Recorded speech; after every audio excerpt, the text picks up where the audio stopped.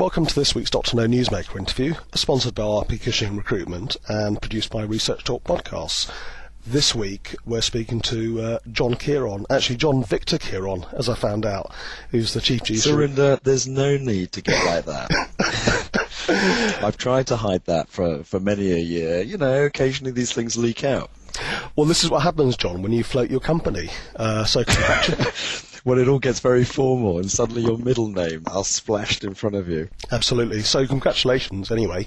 Thanks. What's it like then? I mean, take me through the process of floating Brainjuicer. You've been working on this for the last few months, haven't you? Yeah, we have. I describe it as learning a whole new game. The city is interesting. I would describe it as it is admirably simple. You know, there is not a lot of curiosity, you know, unlike the world of research. But what there is absolute clarity and simplicity on what's your business, what are you trying to do, why are you raising this money, what are your numbers, and will you deliver? It's kind of refreshing, actually. I liked it. I've signed more pieces of paper than I would ever like to sign again. We're going to try and find a small forest to plant somewhere, I think, just for our own carbon footprint. Well, you raised 1.4 million, although £400,000 of that was costs, wasn't it? Yeah, 500,000 actually. 1.5 million we raised in the end. It's a very small amount of money. I mean, we're customer funded, I'm pleased to say. It was really more to get access to the capital markets if there were any acquisitions around.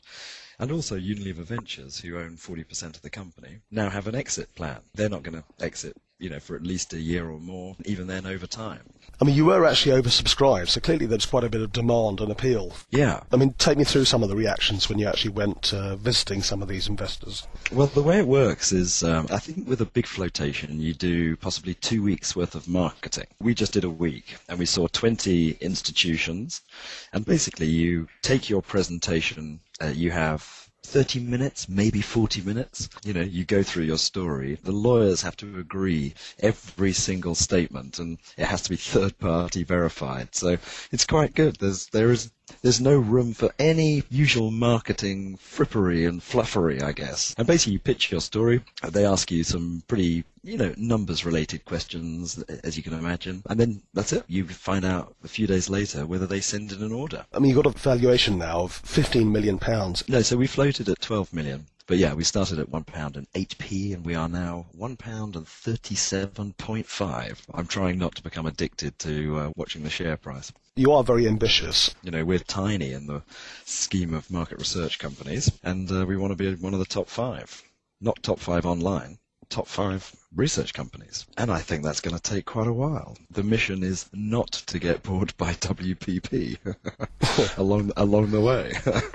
You're a niche player because you tend to work quite a bit in the innovation space. Are you looking to expand? I suppose I'd start by perhaps even challenging that notion. I mean, I think you're right, as in the research market, right here, right now. And we do a lot of work with large domestic companies like Dairy Crest and Hachette Magazine, EasyJet, where actually we're doing work right the way through the innovation funnel, including simulated test markets and tracking. You're right to say with the blue chip companies, we get used at that sort of fuzzy front end of the innovation funnel. Actually, that is where I see, or I'm starting to feel, that the big companies are starting to spend a lot more of their budget there than they are further down the innovation funnel. So for instance, Unilever, Yaroslav Sear, who runs the Innovation Center research for DIOs, is on record as saying what they're trying to do is their research spend looks like a python that's just swallowed a goat. These are his words, not mine.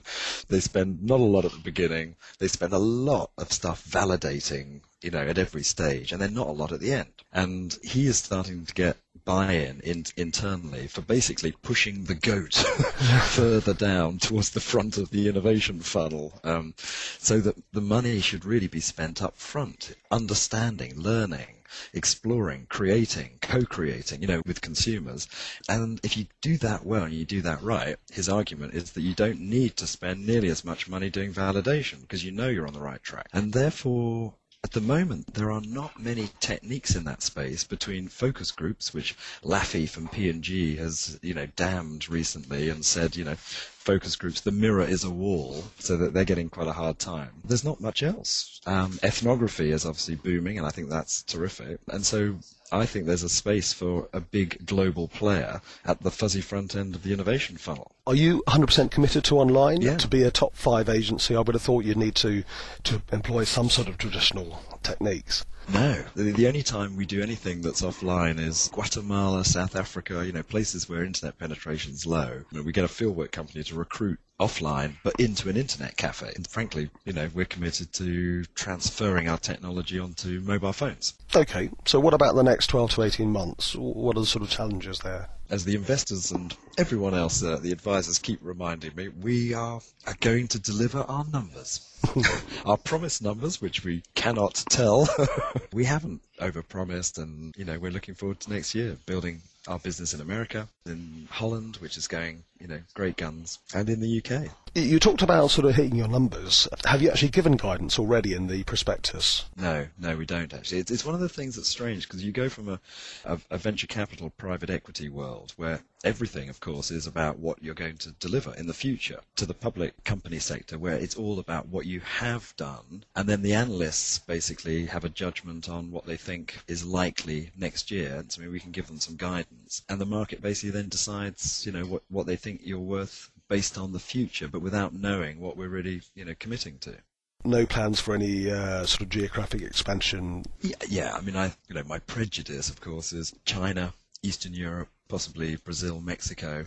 Research is growing so fast there, and although internet penetration is lower, it is now possible to do an awful lot online, and we do quite a lot of projects there. That's where clients' interest, that's where they're focusing a lot of their development effort. It's just a question of time. Great. Okay, John, thanks very much for joining us. It was a pleasure, Surinder. Okay, remember to pop over to mrweb.com for daily research news and jobs, and for more podcasts, pop over to researchtalk.co.uk, which hopefully most of those won't sound like this. Thanks again to RP Cushing Recruitment for sponsoring this. Goodbye, everyone, and thanks again for listening.